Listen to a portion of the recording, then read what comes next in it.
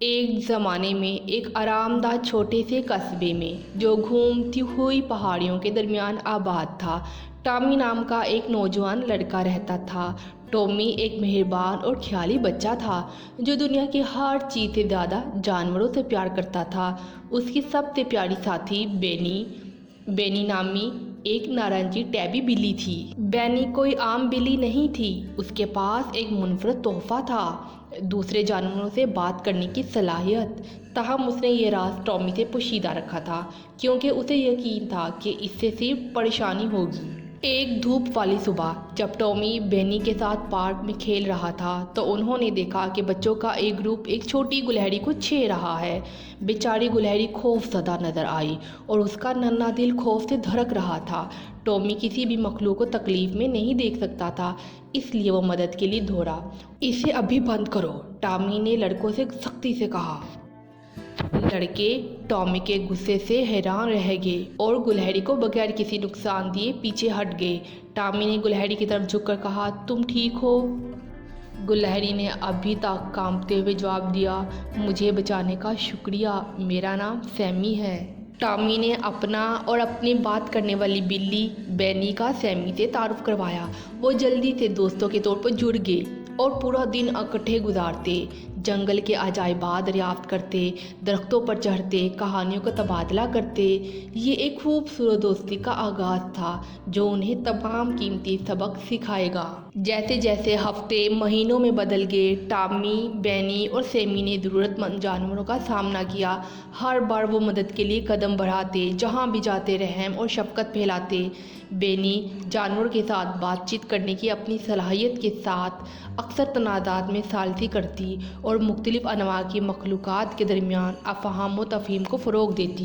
ایک دن جب وہ دریا کے کنارے ٹہل رہے تھے، انہوں نے دیکھا کہ بطخوں کا ایک گروہ روٹی کے ٹکڑے پر جھگڑ رہا ہے۔ بطخیں زور زور سے لڑ رہی تھیں اور ایسا لگ رہا تھا کہ لڑائی ہونے والی ہے۔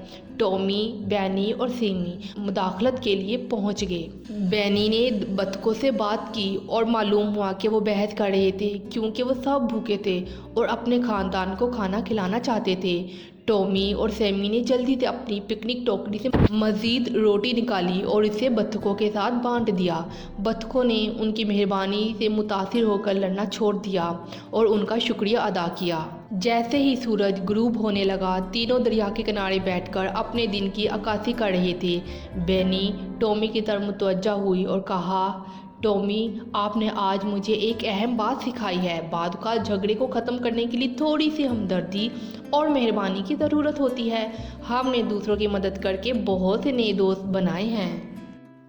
ٹامی نے اثبات میں سر ہلایا اور جواب دیا، جی ہاں بینی، اور آپ نے مجھے دکھایا ہے کہ بہادر ہونے کا مطلب ہمیشہ ہاتھوں سے لڑنا نہیں ہوتا، بلکہ صحیح کے لیے کھڑے ہونا اور ضرورت مند لوگوں کی مدد کرنا۔ ٹامی نے اتفاق سے سر ہلاتے ہوئے کہا۔ اس دن کے بعد ٹامی، بینی اور سیمی جہاں بھی گئے احسان اور ہمدردی پھیلاتے رہے، دوسروں کو یہ انمول سبق سکھاتے رہے کہ افہام و تفہیم، مہربانی اور دوستی سب سے بڑے اختلافات پر بھی قابو پا سکتی ہے۔ اور جیسا کہ انہوں نے کیا، انہوں نے دریافت کیا کہ دنیا ایک بہتر جگہ بن گئی ہے، نہ صرف ان کے لیے بلکہ ان کے آس پاس کے ہر فرد کے لیے۔ پیارے بچوں، یہ کہانی ہمیں سکھاتی ہے کہ حقیقی بہادری صحیح کے لیے کھڑے ہونا، تمام جانداروں کے لیے مہربان اور ہمدرد ہونا اور دوستی کو فروغ دینا ہے۔